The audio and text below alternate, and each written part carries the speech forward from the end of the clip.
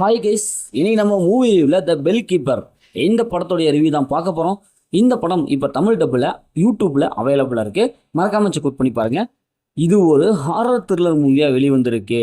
இப்போ இந்த படத்தோடைய கதையை பார்த்தோம்னா, யாருமே போகக்கூடியாத ஒரு அமானுஷ்யமான ஒரு இடத்துக்கு அங்கே இருக்கிற விஷயங்கள் எல்லாம் ஒரு டாக்குமெண்ட்ரி மூவியாக எடுக்கிறதுக்காக ஹீரோவும் அவங்க ஃப்ரெண்ட்ஸ்லாம் சேர்ந்து அங்கே போகிறாங்க. அங்கே போகிற வழியிலேயே அவங்களுக்கு ஒரு மெசேஜ் கிடைக்கிது. அங்கே போகாதீங்க, போனால் திரும்பி வர முடியாது அப்படின்னு சொல்லிட்டு ஒரு மெசேஜ் கிடைக்கிது. இருந்தாலும் அதையும் தாண்டி அங்கே போகிறாங்க. அங்கே போனதுக்கப்புறம் அதே மாதிரி நிறைய அமானுஷ்யமான விஷயங்கள்லாம் நடக்குது. இப்போ இறுதியில் அதிலிருந்து எப்படி இவங்க தப்பிக்கிறாங்க, தப்பிச்சாங்களா இல்லையா, இறுதியில் என்ன ஆச்சு அப்படிங்கிறது தான் இந்த படத்துடைய ஒன்லைன். இந்த படத்துடைய பாசிட்டிவ் பார்த்தாவே ஃபர்ஸ்ட் ஆஃப் ஓரளவுக்கு நல்லாவே வந்திருக்கு.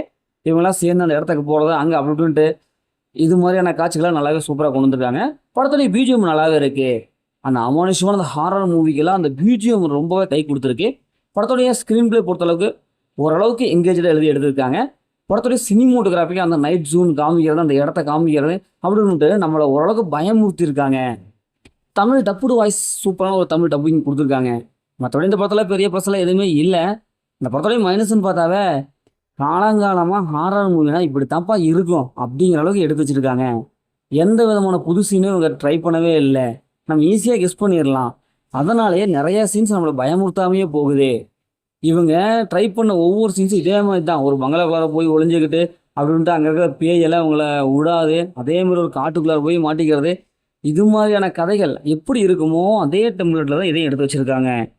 அது செகண்ட் ஹாஃப்லாம் நல்லாது பார்த்து பழக்கப்பட்ட அதே சீன்ஸ் தான் போர் அடிக்குது, ப்ரிடிக்டபுளாக இருக்குது. இந்த படத்தை ஃபேமிலியில் பார்க்கலாம். ஒரு சில சீன்ஸ்லாம் இருக்குது, அதை ஸ்கிப் பண்ணிட்டு ஃபேமிலியோட பார்க்கலாம். மொத்தம் அந்த படம் இப்படி சூப்பராக இருக்கானா. இந்த படம் ஒரு ஒன் டைம் வாட்சப்பில் தான் நான் உங்களுக்கு சொல்கிறேன். ஓகே, இதே மாதிரி அடுத்து ஒரு புதிய மூவி ரிவ்யூ சந்திப்போம்.